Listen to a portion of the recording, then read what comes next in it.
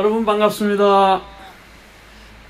지금 예목원 TV에서 오늘 동양의 미학 특강을 요청해 주셔서 부족하지만 제가 동양의 미학 전공자는 아니지만 동양 철학을 공부하는 사람으로서 사실 동양의 그 미학이라고 하는 것이 서양도 마찬가지지만 서양의 미학이 그 아이스테틱 그 미학이 별도의 학문 분야로 이제 정초되기는 불과 오래되지 않은 걸 여러분들 잘 아시겠지만 동양의 미학이라고 하는 것도 사실은 이미 있어 온 것이지만 학문적으로 정초된 것은 여전히 중국의 그 철학이라고 하는 동양의 철학이라고 하는 철학과 긴밀한 관계 속에 있기 때문에 고전적 중국 철학을 분리시킨 상태에서 미학을 이야기할 수가 없게 되죠. 그래서 이제 저는 오늘 동양 고전을 또 강의하는 사람으로서 또 동양의 철학을 같이 공부하는 사람으로서 동양의 미학에 대한 공부를 함께 한다는 것은 저에게는 하나의 좋은 또 자극이 되고 공부가 되고 그래서 또 함께 여러분들과 나누는 시간을 갖는 것도 좋겠다 했습니다. 마침 그렇지 않아도 제가 이제 그 중국 미학 15강이라고 하는 제가 이제 중국에 있을 때 혹시 보이는지 모르겠습니다만은 이게 제가 중국 한 7년간 공부하면서 이제 애들 한편으로는 가르치고 그러게 있었는데 그 당시 이제 구입한 책이 또 하나 있어요. 그래서 여기 보면은 중국 미학 15강 그러니까 미학 전문가들 중국 철학이면서 미학에 관심이 있는 철학적 미학의 전공자들이 북경대학에서 이제 출판된 책인데요. 관심 있으시면 여러분들도 읽어보시면 됩니다. 여기에 이제 그 15개의 특강 형식으로 미학을 설명하고 있어요.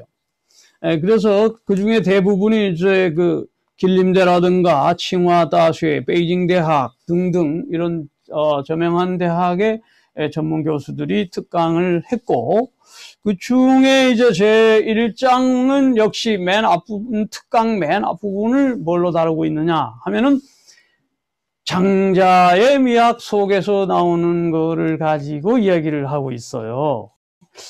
그래서 저도 이 1강에 나오는 그 내용을 중심으로 여러분들에게 소개를 해도 큰 오류는 없겠다 하는 생각을 해봅니다. 그리고 이제 사실은 동양의 미학이라는 제목을 내걸었지만은 이 동양의 미학은 그 중국 미학만 가지고는 안 되는 거죠. 사실 인도의 그 미학이 따로 있고 중국의 미학이라는 두 가지 그 거대한 대륙 그 반도에서 오랜 역사를 가지고 있는 동양권의 그 미학적 혹은 철학적 그 영역이 있지요. 그래서 제가 그 우파니샤드하고 베다라고 하는 책을 제가 오늘 3판이 지금 나왔더라고요. 그래서 내가 잠시 보여드리면 좋을 것 같은데 한번 이 책이 이제 뭐 책 선전하는 건 아닙니다. 이게 이제 우파니샤드라는 한글사에서 나온 거고, 제가 2013년에 제가 썼던 거고, 요건 이제 베다라는 책인데, 이거는 이제 이게 2011년에 썼고, 2013년에 썼어요. 그래서 이 두 권 다 이제 인도 사상의 핵심, 인도 사상의 두 가지 그 내용을 제가 여기 담은 건데, 인도 미학은 역시 그 베다에 나타나는 신화들, 서양에는 그리스 로마 신화가 있듯이, 여기에는 이제 그 중국에도 고대 신화들이 많이 사망오제부터 이어지는 신화의 체계가 있지 않습니까? 그런 것들이 이제 하은주를 거치면서 중국사의 중요한 사상적 모티브 혹은 그들에게 이념적 역할을 하고 있지 않습니까? 그래서 그 철학이 혹은 신화가 고대에는 그들의 그 심미적 그 미학적 영역에 깊숙이 들어와 있는 것이 불가분류의 관계가 있다는 것을 우리가 알게 됩니다. 그래서 언젠가 기회가 되면은 이 동양의 미학의 한 파트인 인도의 미학은 따로 제가 강의하는 시간이 있다면 한번 해볼 만하고요. 왜냐면 리그베다의 그 신화 이야기 인드라라든가 간다르바라든가 수리아라든가 이런 엄청난 그 신화의 체계들이 우리 그 중국을 거쳐서 우리나라까지도 들어와 있거든요. 네. 어떻든 이제 중국 미학을 들어가면서 정해진 시간 1시간 동안 얼마나 제가 이제 그 이야기를 하게 될지 나름대로 최선을 다해 보겠습니다. 동양 미학의 이제 핵심은 조금 전에도 이야기한 것처럼 중국 철학에 연관되어서 중국 미학이 연속성에서 이해해야 된다는 것과 특히 서양 철학과 서양 미학과는 좀 달리 이성과 지식이나 이런 것을 감성을 중심으로 하는 측면에서는 같지만 그것보다는 조금 더 중국 철학의 그 중국 미학의 차이점이 있다면 생명과 즉각적 체험, 초월적 미학 이런 것들이 좀 차별성이 있다고 보면 되겠죠. 그 초월적 생명적 그러한 대자유의 어떤 영역의 이상들이 심미적으로 깊숙이 소위 말하면 그 고전적 지혜들 속에 이제 녹아들어 있다. 이제 이런 것들을 한번 우리가 생각해 보면서, 유어지락이라고 하는 제1장의 오늘 강의는, 유어지락, 한번 써볼까요? 고기가, 이제 노는, 그런 질문입니다. 오늘의 이제 그 기본적인 거는 장자에 나오는 테마를 가지고 이야기하겠지만은 고기가 노는 그 즐거움입니다. 그러니까 오늘의 그 핵심 고기가 노는 그 즐거움 또 이 유와 락 이 두 가지가 아주 들어있는데 이게 우선 장자에 나오는 내용을 가지고 조금 이야기해 보겠습니다만은 우선은 이제 한 5가지로 전개가 돼요. 이것이 이제 우선 기본적으로 통이라고 하는 거예요. 그 다음에 이제 그 다음에 그 다음에 이제 락, 그 다음에 유. 자, 이 개념을 가지고 오늘 1시간 동안 이제 이야기를 할까 합니다. 그래서 이 통의 개념이 어떻게 전개되는가? 자, 이게 이제 이 통이랄 때 통자하고는 좀 다르다. 이 통은 이 합쳐서 뭔가 컨트롤하는 의미가 있다면 이거는 소통의 의미가 있어요. 그러니까 벌써 천지와 자연과 내가 벌써 소통한다는 그런 측면이 있는 것이죠. 한번 그림을 먼저 보겠습니다. 이 그림이 보일지 모르겠는데요. 이 두 사람이 이제 화면에, 벌써 장자와 해시, 이 두 사람이, 대화를 하면서 아래를 쳐다보고 있지요. 네, 이게 이제 뭘 보고 있습니까? 여기가 이제 다리 위에인데 이 다리가 호량이라고 하는 다리입니다. 호량이라는 그 다리인데,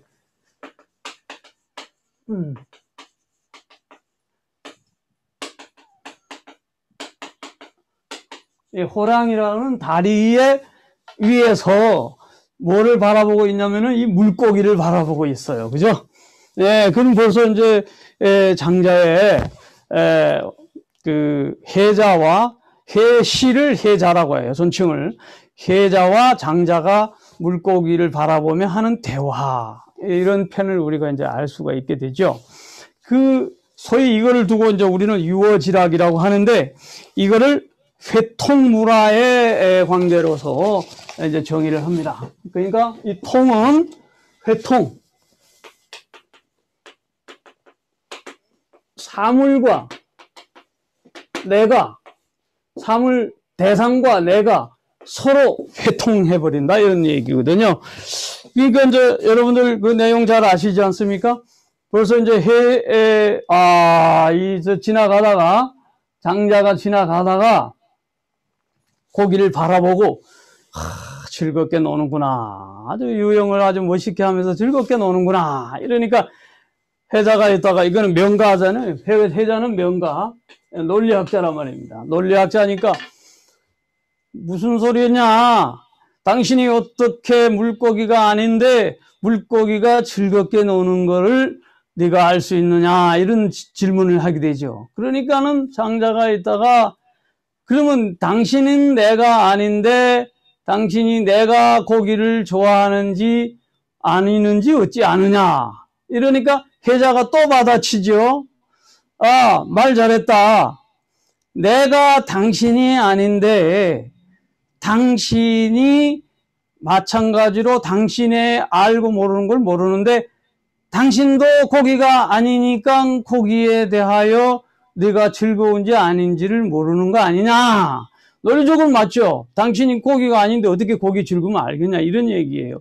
논리적으로 보면 해시가 맞는데 장자는 그러면 다시 한번 이렇게 생각해보자 하면서 화두를 바꿔가지고 네가 방금 내가 고기가 아니니 내가 고기의 즐거움을 모른다고 말했지만은 네가 그렇게 말했을 때는 이미 내가 고기의 즐거움을 알고 있다는 것을 전제해서 네가 그런 말을 한 거 아니냐라고 약간 억지에 가까운 얘기를 해요. 논리적으로는 장자의 말이 조금 해시와는 논리에서는 떨어집니다.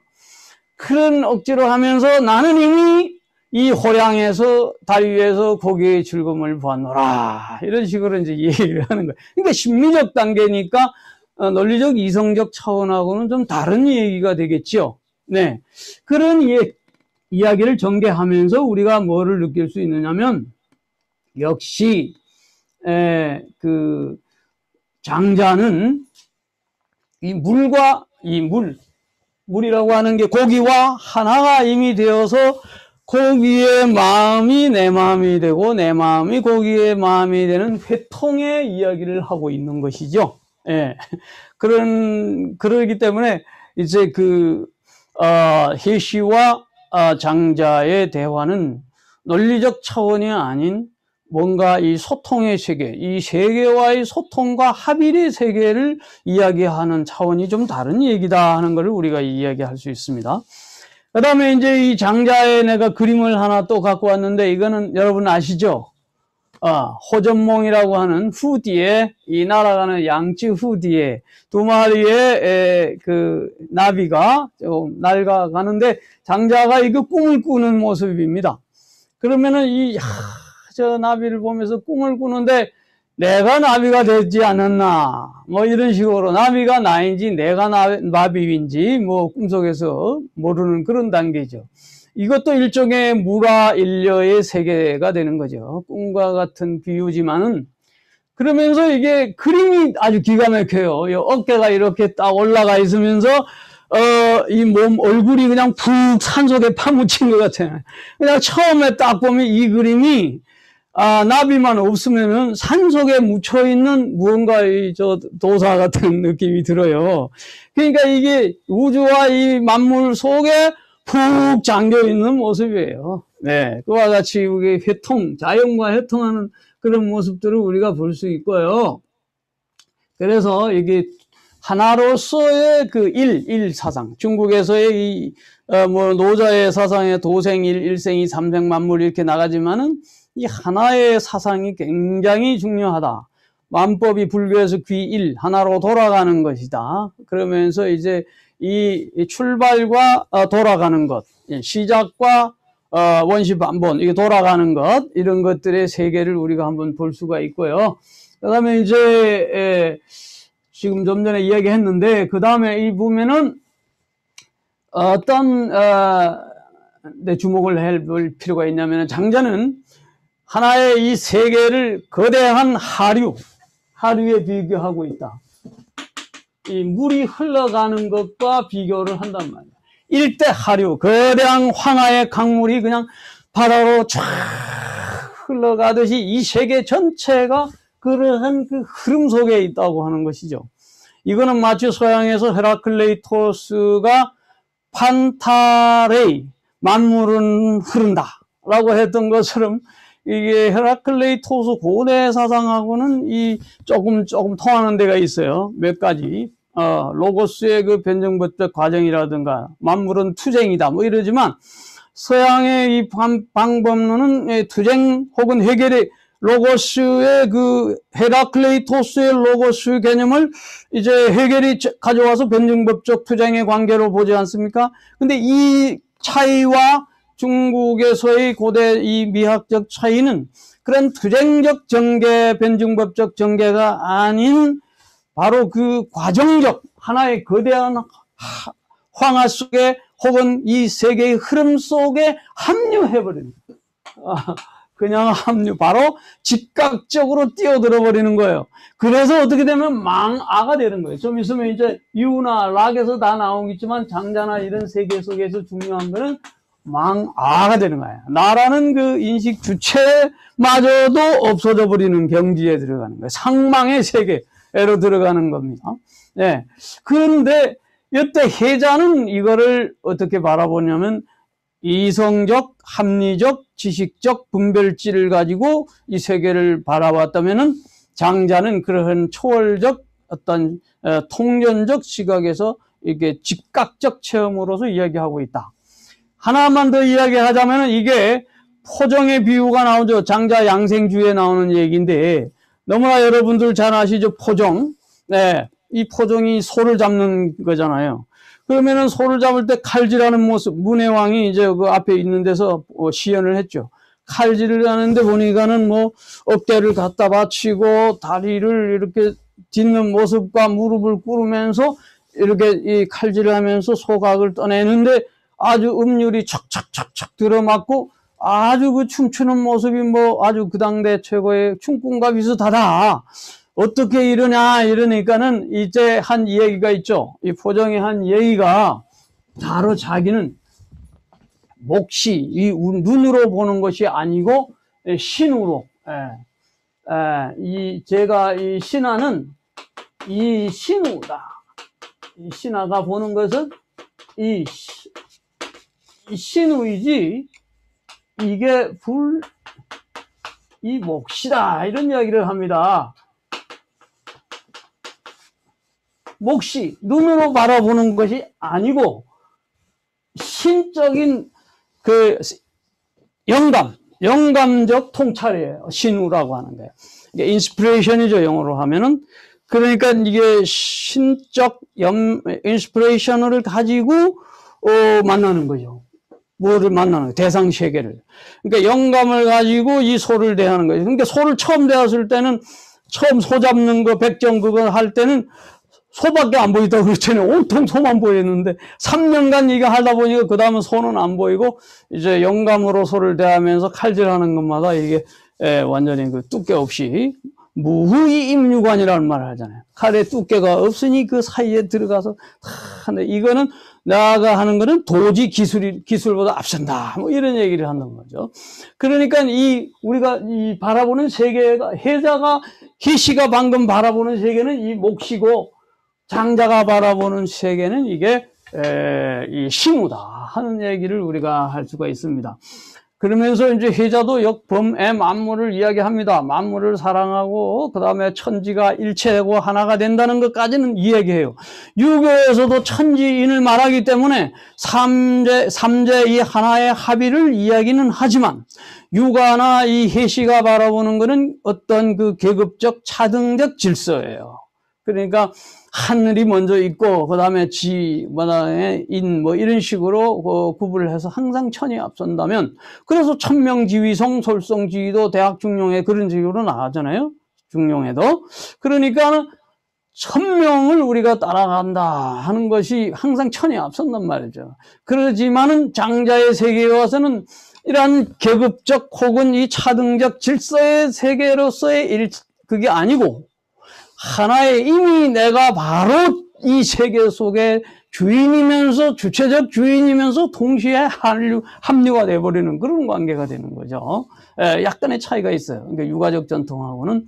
이 다음에 이제 기회가 된다면 공자가 말하는 공자의 미학을 이제 한번 따로 할 수도 있습니다. 그거는 이제 유가적 전통에서의 미학은 별도로 하더라도 오늘 이 장자의 미학은 왜 장자를 오늘 이야기하느냐면은 중국 철학 사상사에서 소크라테스와 같은 철학의 아버지가 노자거든요. 중국에서는 역시. 그럼 노자가 이 도라는 개념을 처음으로 철학화시킨 사람이 노자이기 때문에 그 200년 이후에 그 노자의 뿌리에서 꽃을 피우고 열매를 따먹는 사람이 장자란 말입니다. 그러면서 대자유의 날개를 치죠. 소요유에 보면은 곤이 분쇄가 돼서 구만리장천을 날아가는 이 대자유의 춤을 추는데 이러한 그 완전한 그 자유는 인간의 어떤 제한적 속박을 넘어서는데 이 노자에서 볼 수 없는 광활한 영역이 있지 않습니까? 무하유지양 뭐 이런 것들요. 유토피아적인 어떤 그러한 세계, 그것을 인간의 내면에서 주체적으로 실현해 난다는 데 의의가 있거든요. 그걸 이제 그림으로나 뭐 음악으로나 뭐 다양한 방식으로 조각으로나 나타나겠지만은 장자에서 그런 것들이 먼저 나오니까 그다음에 불교가 들어가서 중국에 토착화되면서 장자의 불생불사 혹은 망화 이런 것들이 선정이나 선불교에서 잘 활용해가지고 불교의 토착화에 결정적인 역할을 하게 되죠. 그러니까 중국 불교 미학도 따로 이제 자타불이의 세계라는 관점에서 이야기할 수 있어요. 그건 또 다른 항목으로서 한번 이야기를 하도록 기회되면 제가 이제 또 하고요. 그래서 장자의 원류에서 중국 미학이 출발한다 해도 과언이 아니다. 이게 장자가 이미 이렇게 그 우화적인 방법으로 대자유의 영역을 이렇게 그림을 그려놓았어요. 서양에 이소부화가 있다면 뭐 이소부화는 근처도 못 갈 정도의 어마어마한 구라죠. 그것이 헛된 당연한 그냥 우스개 이야기가 아니라 그 속에 깊은 진리가 들어있고 지인의 세계, 신인의 세계, 성인의 세계, 인간이 도달할 수 없는 그러한 궁극적 경지이면서 또한 도달 가능한 그런 최고의 경지를 이제 이 장자가 이야기를 하고 있기 때문에 그래서 이 장자의 미학으로부터 중국 미학은 출발한다 하도 과언이 아니다. 이런 말씀을 드립니다. 그러면서 이제 이것이 불교로 넘어가면서 이 여물유의, 그러니까 모든 사물 속에서는 그 뜻이 마땅한 뜻이 있다. 그래서 이제 불교에서는 나중에는 일초, 일목, 유종, 이 하나의 풀 속에 또 하나의 잎사귀 속에 보살이 있다고 그러잖아요. 일엽, 일보살, 뭐 이런 게 중국 불교에서 나옵니다. 그러니까 이러한 모든 이런 것이 확장될 수 있는 것은 장자가 그 바탕을 이루고 있다는 걸 내가 이야기를 하고 싶고요. 두 번째, 시간이 이게 많지 않으니까 크다 하는 것은 이건 이물위량이다 이런 얘기를 할 수 있겠습니다. 한번 보겠어요.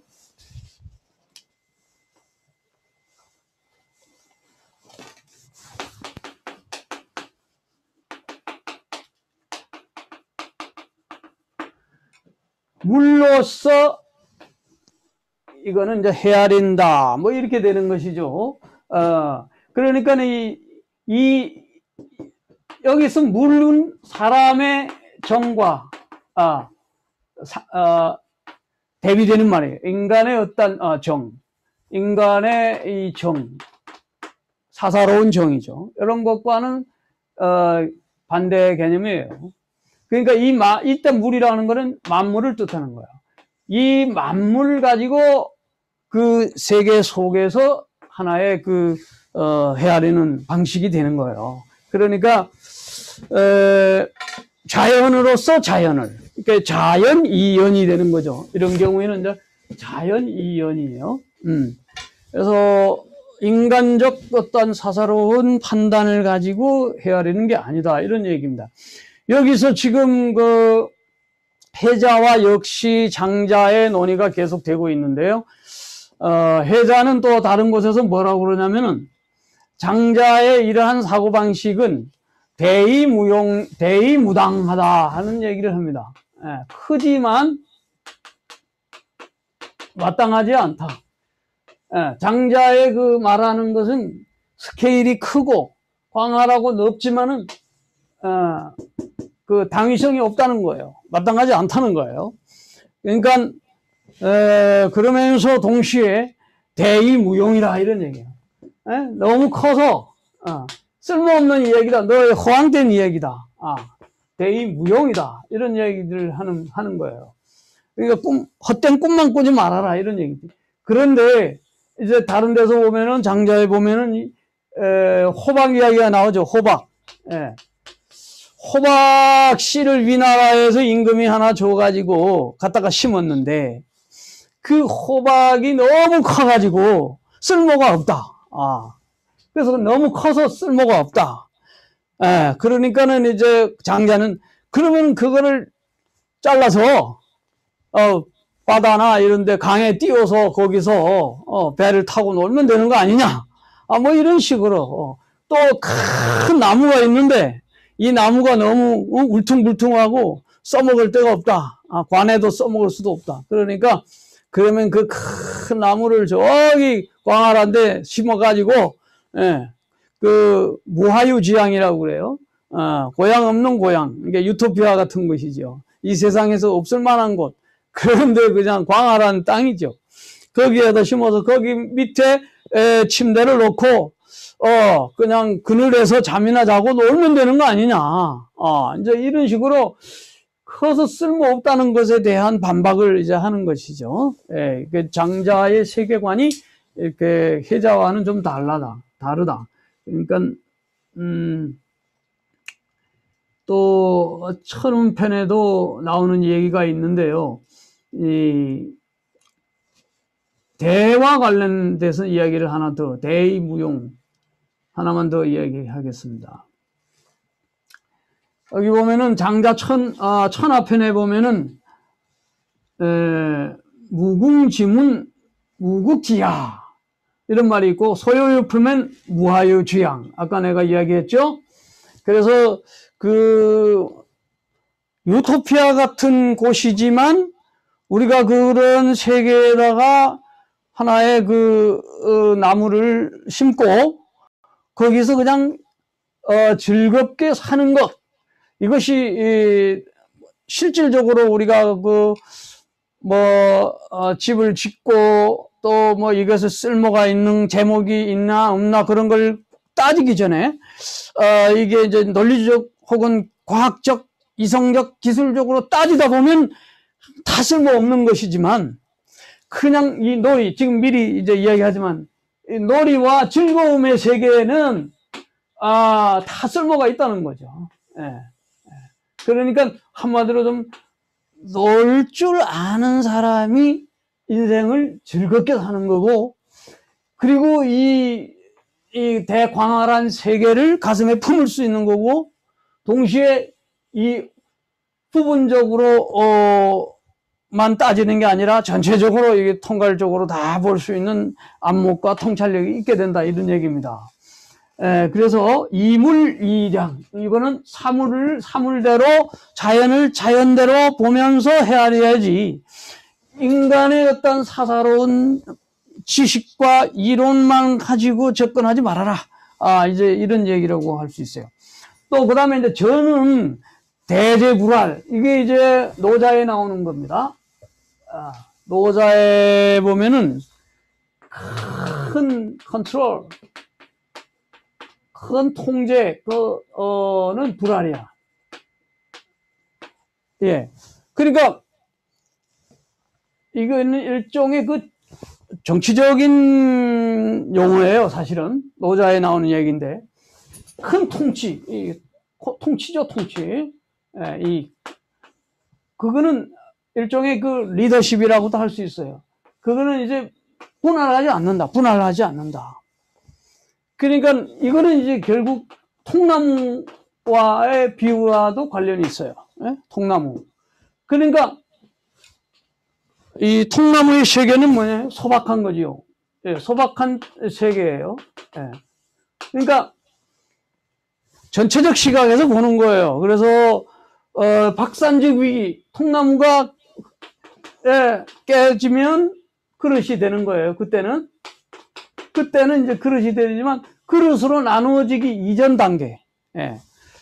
그래서 이제 우리가 정치적인 영역에서 좌우를 어떻게 통합할 수 있느냐, 뭐 이런 얘기, 좀 현대적 의미에서는 좀 아주 복잡하고 논란의 여지가 많이 있지만, 좀 더 큰 시각에서 보면은, 큰 시각에서, 전체적인 어떤 시각에서 보면은 이게 유무, 흑백, 좌웅, 이런 것들이 이제 그 하나의 결국은 편파적인 것일 수밖에 없다. 그래서 노자의 이 본문에 보면 노자가 무슨 말을 하냐면은요, 직이웅 수기자 뭐 이런 얘기가 나오는데, 그림도 제가 몇 개 좀 이따 말씀드리기로 하고, 일화의 세계 여기 나오네요. 노자의 본문에 보면은 직이웅 수기자 위천하게, 그러니까 뭐 쉽게 설명을 하겠습니다. 그 암컷을 알고 수컷을 지키는 자는 천하의 계곡이 될 수 있고, 또 상덕불특, 천하의 계곡이 되는 사람은 그 덕이 항상 있어서 거기에 어긋남이 없다. 그러므로 복귀의 영화 어린아이와 같이 돌아간다. 그러면서 직이백 수기 흑, 백을 알고 또 흑을 간직하는 흑백을 같이 이게 포용하는 거죠. 그렇게 되면은 위천하의 식, 또 천하의 그 모범이 될 수 있고, 천하의 모범이 될 수 있으면 위 어긋남이 없고, 복귀의 무국으로 돌아간다. 이 무국으로 돌아간다. 그러니까 노자나 낭자의 세계에서는 이 극이 없다는 거거든요. 극이 없고 어떤 한쪽에 이게 치우침이 없고 편파적도 없고 어떤 그 엔들레스한 거죠. 무한한 어떤 세계로 다시 돌아가는 거예요. 그리고 영욕, 직이용, 수기용, 영광스러움과 수치를 모두 알면 천하의 계곡이 될 수 있다. 계곡이, 이 곡이 될 수 있다는 것은 포용성을 말하는 것이에요. 그래서 상내 부족, 이 부족한 게 없어지고, 그래서 복귀요 박, 그렇게 됨으로써 이 소박한 세계로 다시 돌아간다. 이렇게 된 거예요. 그래서 이게 그러므로 대제불알. 성인 용지 즉 위관장. 성인이 이러한 것을 사용한다면, 대제불알. 그러니까 이러한 것을 그 계곡처럼 이렇게 포용할 수 있는 이러한, 또 통나무처럼 소박할 수 있는 이러한 자리에 들어간다면은 또 결국은 이 대제불알의 단계에 들어간단 말이에요. 그러니까 전체적인 거를 다 포용하는 거죠. 흑백, 좀 말한 것처럼 암수, 그 다음에 영욕, 이 모든 관계를 얼마만큼 포용할 수 있느냐. 그러니까 노자 2장에 보면은 그런 얘기 나오죠. 유무상생, 장단 길고 짧은 거는 서로 고하상경, 높고 높은 건 서로 기울고 말이죠. 장단상교, 길고 짧은 것도 서로 비교가 되는 것이고, 전후상수, 앞뒤가 서로 앞에 갔지만 뒤에 가게 되는 거고, 뒤에 갔지만 나중된 자가 또 먼저 되는, 이런 꼬리를 무는 세계의 대순환의 세계에 보면은 어떤 딱 잘라서 이렇게 토막칠 수 없는 거예요. 그러니까 역시 중국 미학에서는 이 통전적 세계를 그리고 있다. 대지불알의 세계를 그리고 있다. 그거를 그림으로 제가 한번 좀 봐볼까 싶은데요. 아까 좀 전에 봤는데,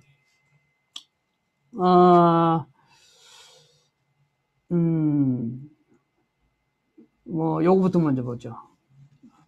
요 그림을 한번 좀 보시면, 자, 중국 하면 산수 하잖아요, 기본적으로. 여기에 보면은 이제 이게 아주 높은 산이 있고, 뒤에 또 먼 산이 있고, 그러면서 그 높은 벼랑 같은 산 밑에 또 집이 있고, 그러면서 이 사다리 같은 그 계단이 있고, 또 올라가서 집이 있고, 또 그 밑에 내려오면은 또 집이 있고, 또 그 밑에 이제 물이 흘러가고, 여기 오른쪽에 귀퉁이에 사람이 이제 앉아 있는 거죠. 예, 정자 같은데 이렇게 딱 앉아 있습니다. 예, 그리고 이제 이 산과 계곡과 물과 집과 이 올라가는 높은 그 단계에 또 이런 그 한참 올라가면 중턱에 또 이제 그 집이 있어요. 예. 그 다음에 이걸 한번 쫙 여러분이 한눈에 볼 수 있도록 제가 한번 줄여보겠습니다. 예, 이렇게. 예. 이런 걸 뭐 동양화에서 많이 봤겠죠. 이런 거 속에 이 모든 것이 다 녹아 있는 거를 우리가 이제 볼 수 있고, 그 밑에 보면은 조금 더 하나를 더 보면은요, 여기에 이제 하늘로 치솟아 오르는 불과 같은 붉은색으로 이제 표시된 부분이 이게 이제 올라가죠. 불의 기운은 이제 올라가는 거예요. 예. 그래서 이제 붉은 기둥처럼 올라가고 있고, 산이 또 그 바로 옆에 폭포 같은 옆에 물이 떨어지고 있죠. 아래로 떨어지고 예. 그러니까 수는 아래로 붉은 산은 위로, 이런 그 음양의 원리들이 여기에 다 녹아 있는 것을 볼 수가 있어요. 그리고 자세히 보면은 또, 여기서 지금, 이 계곡 밑에, 절벽 밑에 또 집이 하나 또 딱 이게 들어가 있거든요. 주로 이런 데는 이제 도교 사원 같은 게 많아요. 중국에 가보신 분들은 알겠지만, 높은 절벽과 그 사이에는 도교 사원이 많습니다. 이게 뭐냐면은, 이 자연과의 이 합일되는 경기 속에서 이 천하를 맛보는 그런 거죠. 그리고 또 하나 이제 세계 일화. 여 밑에 이제 이 다리 위에 선비가 물이 내려가는데, 다리 위에 한 사람이 여기 있죠. 예. 아주 한 구퉁이에 이제 그 다리 위를 걸어가는 도인이 하나 있습니다. 이게 이제 바로 전체적 그 전망을 이렇게 보여주는 하나의 그 산수와 풍경이라고 볼 수 있어요. 그리고 장자의 또 세계는 증물즉전이에요. 증물즉전. 증물즉전. 바로 만물이 곧 전체다. 물즉전이에요. 그러니까 이 전체 세계를 불교에서는 어떤 식으로 이야기하냐면 일화일세계, 일엽일보살. 아까 제가 좀 전에 얘기했잖아요. 그래서 일초일천당. 한 풀 속에 천당이 있다. 그러니까 서양의 윌리엄 블레이크가 하늘의 모래 속에 뭐 우주가 담겨 있다고 했듯이, 또 화엄에서는 일미진중함시방, 미세한 그 티끌 속에 온 세계가 다 들어있다. 이게 불교적인 미학의 세계죠. 그래서 이것도 시 속에 나오는 건데, 일화일세계, 일엽일보살. 그러니까 뭐 다 갖다 붙이는 거죠. 장자의 세계 속에 있는 게 이미 다 여기에 있는 거죠. 연결됩니다. 그래서 장자의 그 미학은 인간과 세계가 혼연일체가 되는, 혼성일체가 되면서 분별하지 않는 어떤 무분별적 단계에 들어가는 데 비하여 명가의 논리의 해자는 여전히 분별지에 머무는 거죠. 불교에서도 이제 무분별지까지 이제 가져야 진짜 인식의 단계다. 이렇게 볼 수 있겠습니다. 그 다음에 대제불알의 그림을 하나 가져왔는데, 아까 노자에 있는 대제불알, 통전적 세계. 이건 이제 대치불알이라고 그랬어요. 큰 것은 뭐 이를 치자 불알인데, 이거는 판본이 달라서 그래요. 대치불알은 도덕경 28장에 있는데, 이걸 이제 매화에 대한 그림을 딱 해왔는데, 여기 매화는 벌써 흑백이죠. 여기에. 이게 바탕은 백이죠. 그러면서 검은색으로 흑백이 동시에 여기 딱 들어와 있는 거고, 그 다음에 이제 이 전체 이 줄기 속에 이 꽃이 피어난 이 꽃과 열매가 동시에 있는 거죠. 이런 것을 이제 이렇게 상상화한 것 같아요. 예. 어쨌든, 이런 모습을 우리가 대지불화를 볼 수가 있고, 전체적인 시각에서 봐야 된다. 그러면서 동시에 아까 제가 하나 보여주려 말한 게 하나 있는데요. 이게 혼연되어 있으면서 그 속에 빛이 있는 거예요. 요 그림인데, 이게 이제 중국 그림 중에서 많이 이제 이런 그 동양에서 많이 볼 수 있는 거잖아요. 이, 매난국죽, 사군자 그림을 이제 많이 보는데, 이 대나무 그림이 이제 유명한데, 이 속에서 역시 그 명암이 들어가 있고, 뭔가 이 속에 그, 혼돈된 상황 같지만은 이 속에 또 광명이 드러나는 부분이 있다. 이런 얘기입니다.